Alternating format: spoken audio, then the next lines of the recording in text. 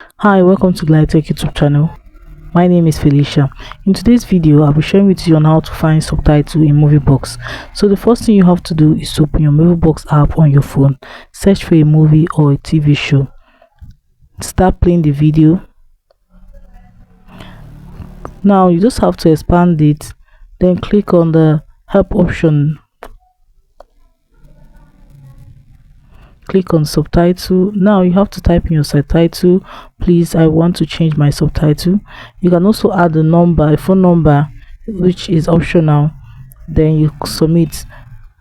So a message is going to be sent to you through the Gmail that you use for registering your MovieBox. A message will be sent to you on how to do that. So if subtitles are not showing after a few minutes, the next thing you have to do is to try another server, check internet connection, and update the app. So guys, I believe with this guide you'll be able to find subtitles in MovieBox.